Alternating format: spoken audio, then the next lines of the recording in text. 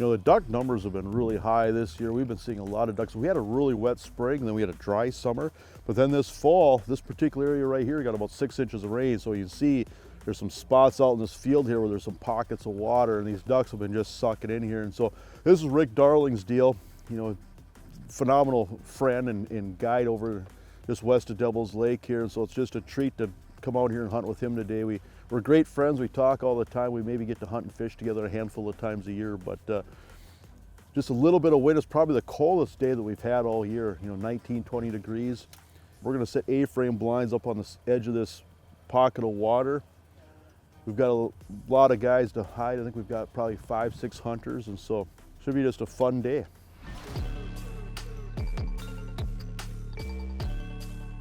What we got going on here is probably a week before the season started. We got anywhere from 3.5 to 5 inches of rain in this area.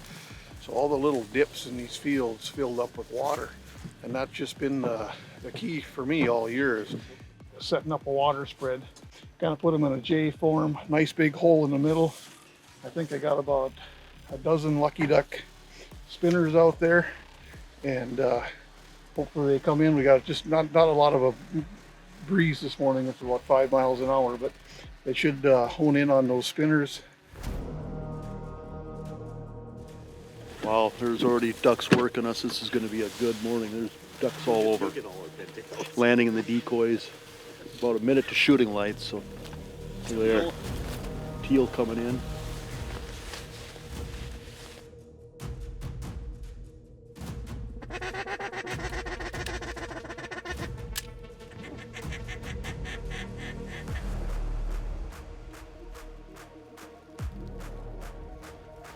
Get him.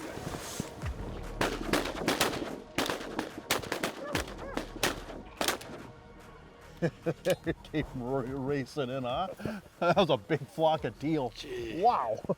I don't know how many we got. We didn't shoot that great, but it was pretty.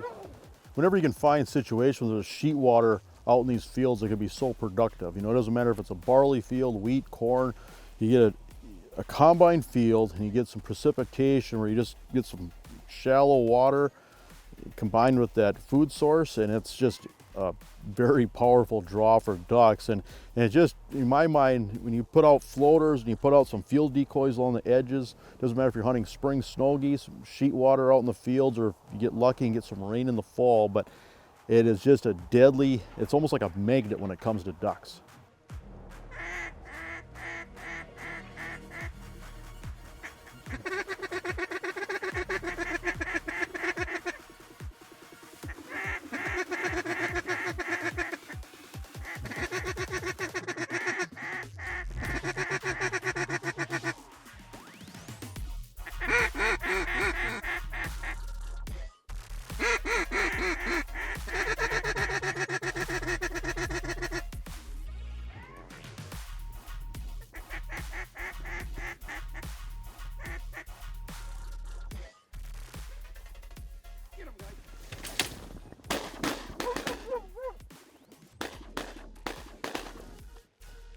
Oh, incredible, huh?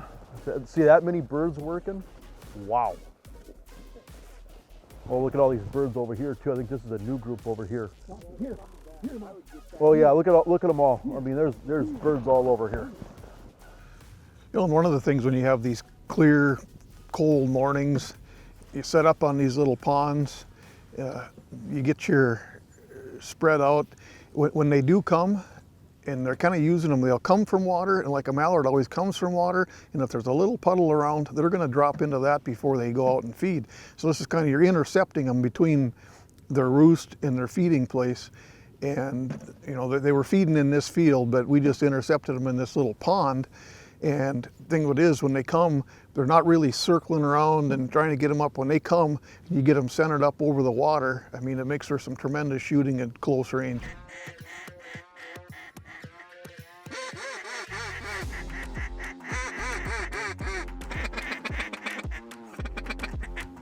Right above you. There, nice. Nice. That was a nice looking green. Okay, all right.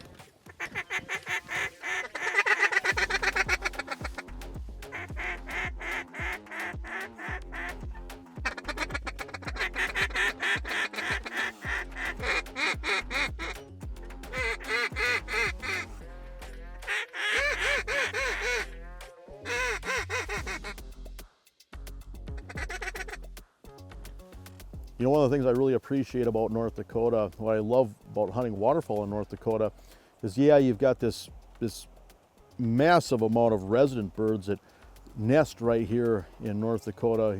You look at the prairie pothole region, a big percentage of the ducks that come through the Central Flyway realistically nest within 200 miles of where we're standing here in Devil's Lake. But on top of that, you get all these birds that come down the flyway out of Canada. And so often when you get cold, clear, calm conditions, especially the full moon, that'll bring a lot of birds in where you'll get new birds. And when you get new birds in, they're just usually a lot easier to decoy. It's almost like it resets. Every time these birds make a big move, even if they're educated where they came from, it's like whenever they make a move and they relocate, get into a new environment or new location, it's like you can teach them all those lessons again. New birds make a big deal, especially towards the end of the season here, where these ducks that have been around for a while, they get stale. They've been hunted for 2 or 3 weeks, they get tough. And so you get these new birds come in, all of a sudden they're sucking right into spinning wing decoys. They're decoying and finishing the way that you hope. And so that's one of the things I really enjoy about this is, yeah, we start off with a lot of ducks, and we'll just get these new waves of ducks that just come in throughout the fall, and really adds a lot to the entire experience, if you're a waterfowl hunter.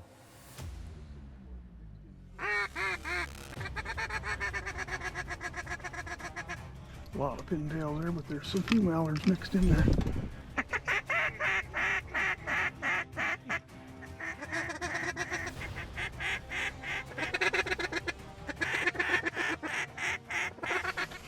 Go, go!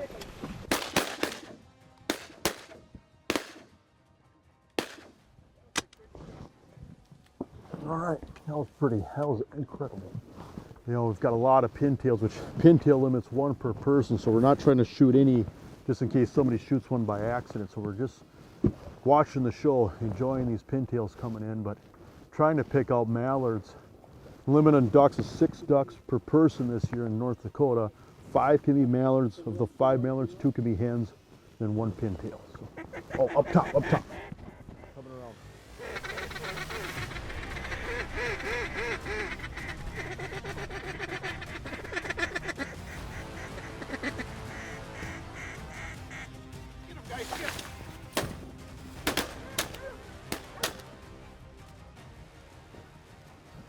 Nice, we got him.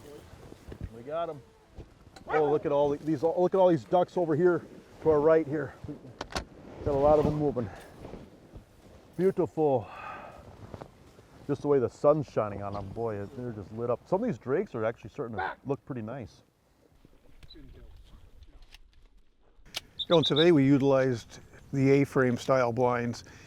I like them for a couple different reasons. It's comfortable. If we were in lay down blinds, it's pretty muddy around the pond, so you're fighting that. You set up in them A-frames, everybody's comfortable, which helps with the movement. When the birds are coming, they're not, fidgeting around in a lay down blind. And secondly, you can move them accordingly to the wind. I don't want them, coming directly into the A-frame blinds. I normally set them up so you're almost like you're side shooting them. You don't have the birds lined up with the blinds coming in. You usually have them coming right to left, coming into your spread, and it's so much easier to shoot that way.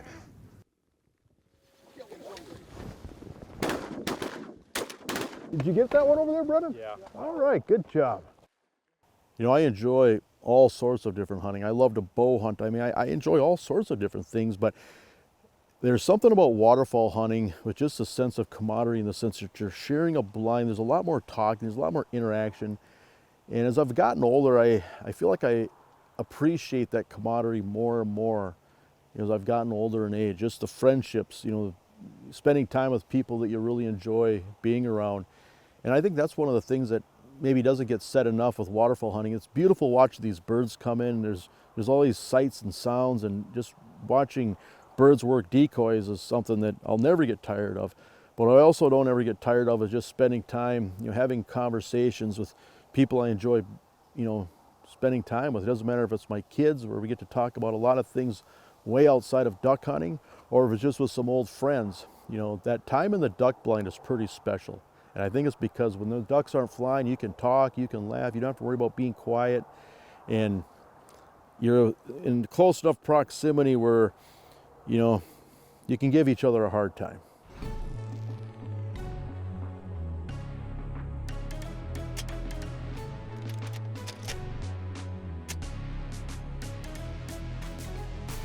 There we are over top. Left to right here.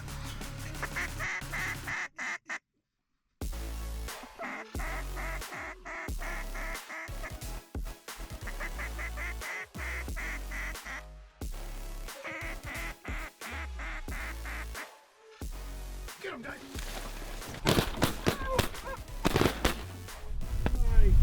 Oh, almost all greenheads. That was beautiful, wasn't it? Good shooting, guys. Nice. Boy, some of these just work perfectly. Getting a little bit of a ripple, but you can see this pond starting to freeze up in front of us. I mean, it is first cold morning we've had this year. Oh, look at all the ducks behind us here, guys. We got a bunch of them moving here. Good girl, Ma. Good girl. Come on. Good girl. Here. Good girl. Hold. That's it. Hold. Hold. Here. Heel. To have a flock, pretty much all greenheads drop in like that is just beautiful. Oh yeah, right here, right here, right here, right here.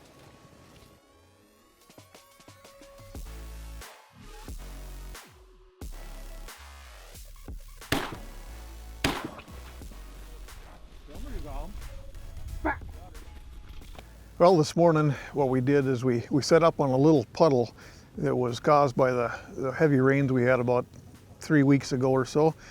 And the reason I utilized it today was it was going to be like the coldest morning we had. I mean, there was actually a little bit of ice on the pond after we got everything set up.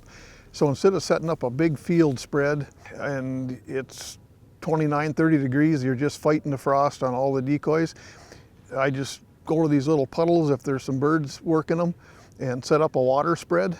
And that way you're not really dealing with the frost. You got a little bit of a breeze that moves the decoys and makes it real lifelike. The decoys, they've come leaps and bounds in the last 10, 12 years or whatever. I like to utilize the Dakota decoy fully flocked ones because they don't shine even when they do get wet in the frost. These fully flocked ones will not shine.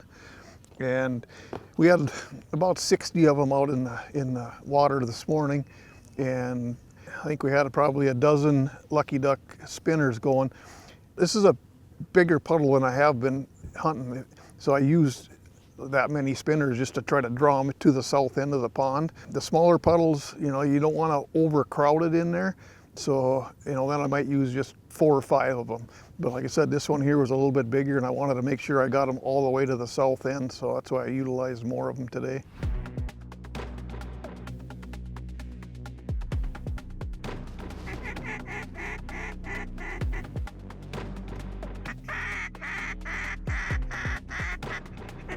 Ready here, guys. Get him, guys.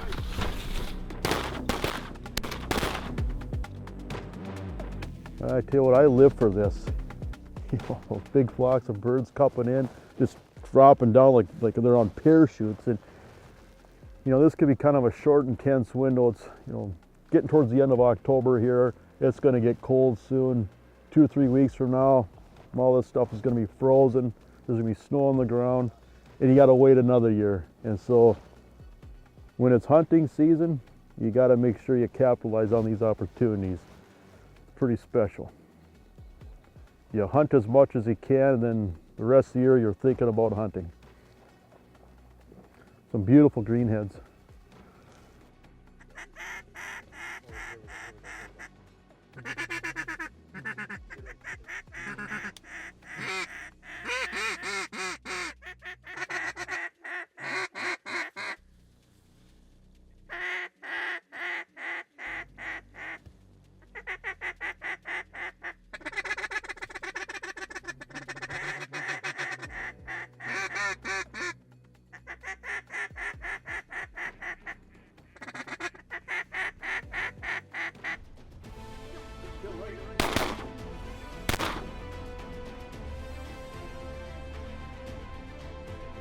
Oh yeah, here we go.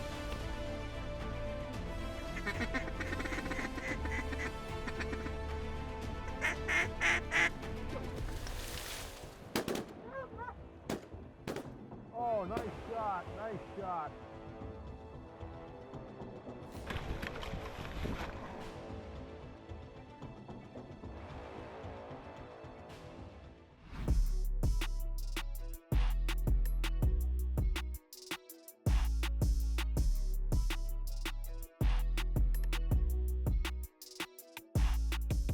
To me, birds, waterfowl, whether it's ducks or geese, they're just so graceful. And just watching those birds lock up and come into decoys, it's something that's fascinated me since I was a kid. And ducks in particular, just how maneuverable these birds are in flight and just how fast they can drop. It's just a beautiful sight watching a flock of mallards or a flock of pintails just cupped up and just dropping straight down to the decoys. To me, I'll get up really early, I'll drive a long ways.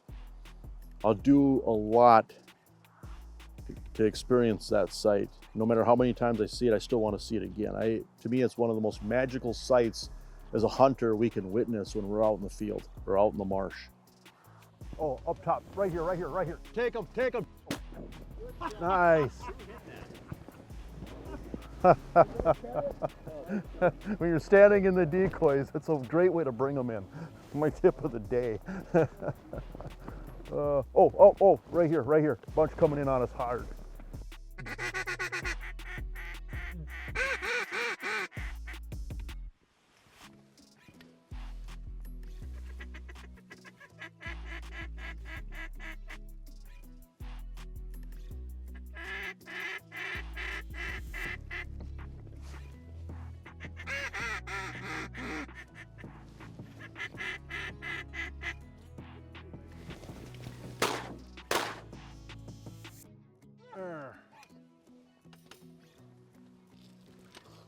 Some of these birds are just really starting to turn. Even some of these pintails are looking really nice. You know, I was fortunate enough to grow up, here in central North Dakota. For a waterfowl hunter, you couldn't ask for a better place to grow up. And then, my dad was a hunter and got me involved in it, and it just snowballed from there. It's an absolute addiction is what it is. You think about it 12 months out of the year. But, this area here is part of that prairie pothole region where we breed, there's a lot of breeding ducks in this area here, so we raise ducks throughout the whole summer. So to start the season off, we're shooting a lot of what we call residence ducks, or the ones that were born and raised here. And, we're shooting those until they get pushed out, and then we got the migration coming. And this area here is just right in the heart of the Central Flyway. I mean, every species just about imaginable that comes down through the flyway, we get a shot at it. So it's just a great place to grow up and, just hunt waterfowl.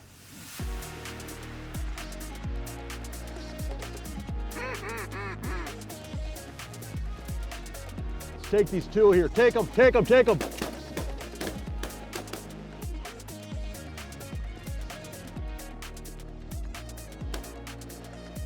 man. Get ready here, get ready. Get them, guys. Right here. Nice. What do you think of this duck hunting? This is an experience, yeah. Yeah, it's pretty beautiful.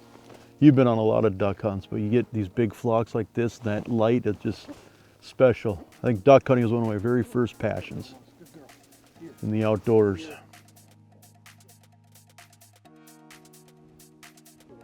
Right here. There.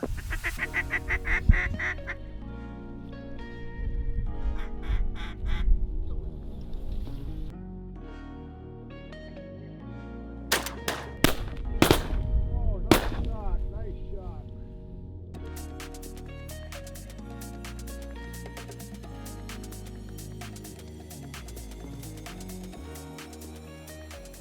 Now, these are the kind of moments you'll live for.